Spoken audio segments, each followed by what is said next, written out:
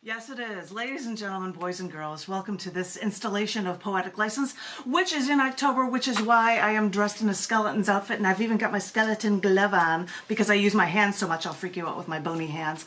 I hope everyone is doing well.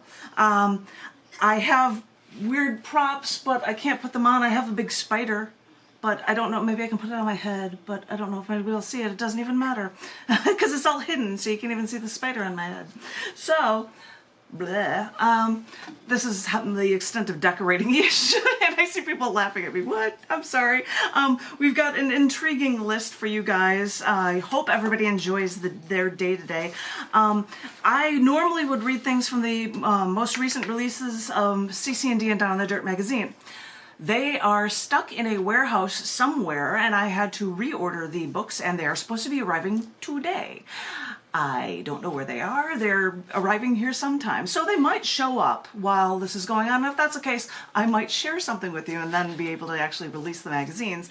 In the meantime, I was going to read a few poems for you from the most recent March to August 2021 issue collection books. I think I read from Down in the Dirt last time, so this time I'm going to read some poetry from the cc&d book that is titled What If?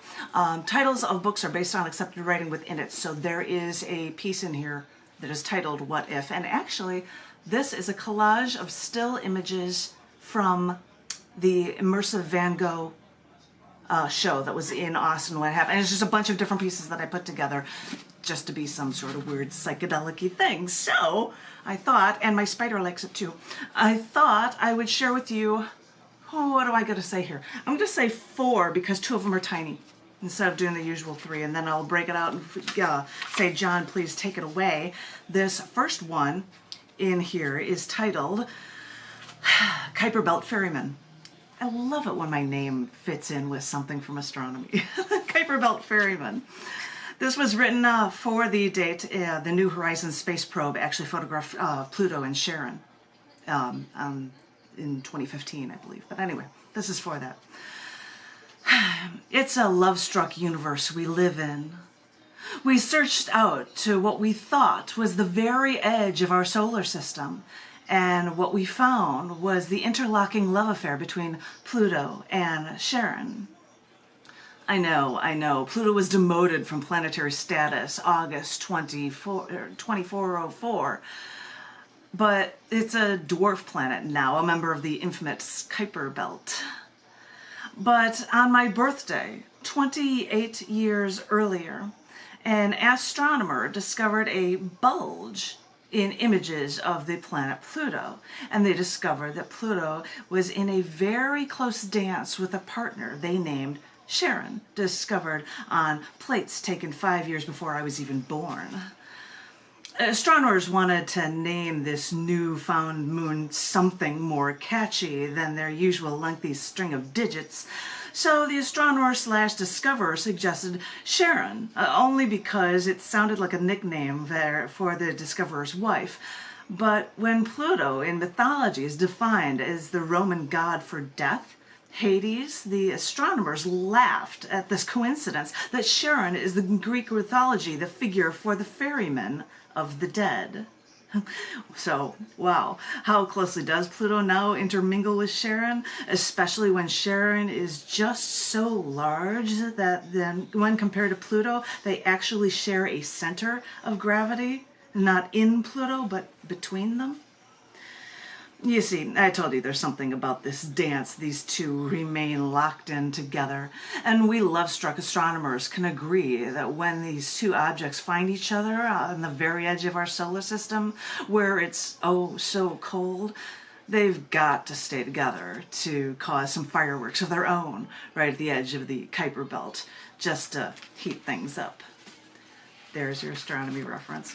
There's your astronomy reference. I've got a short one for you here that sometimes, if I've got a short one, I would have an Instagram image that came with it, which I cannot really show, but I can kind of show. It's there. You can see it online if you wanted to as well for this book, What If? And it's called A Storyteller's Dilemma.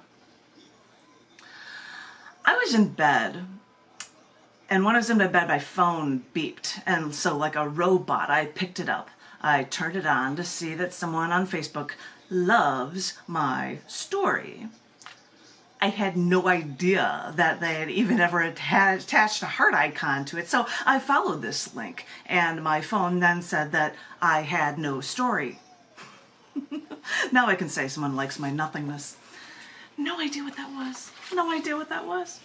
But I will share with you two more. Go back to that astronomy theme, I guess, for you. These are two that I've never shared at Poetic License, and they were done in a show for astronomy. This first one is titled Queen of the Night Sky, and it was written for the day that was credited with the 1572 observation of a supernova. The Tychus nova in the constellation Cassiopeia. So that's for this. This is Queen of the Night Sky. After the Middle Ages, during the Renaissance, the flash of a new star appeared in the throne of the Queen of the Night Sky, Cassiopeia, which challenged the Aristotelian static dogma of the unchangeability of the stars. Many saw this gem, but none knew what to make of it. So England's Queen Elizabeth told a mathematician/astrologer to make sense of it, while Chinese Ming Dynasty then warned the Wanli Emperor of this now evil omen. But this new star, brighter than Venus or Jupiter, that was brighter than anything that William Shakespeare was doing when they shared that same simple scrap of youthful time. It was back when the world didn't make sense of what they saw, and so they relied on astrology or ancient lore. So we fumbled through life trying to piece together the real nature of what those cataclysmic variable stars were, and they called them supernovas, only now finding their companion G2 star that fed that beast that frightened the world. And anyone from Edgar Allan Poe to James Joyce can wax poetic about them, while scientists find nitrates in the ice cores from Antarctica at depths marking even an older record of supernova.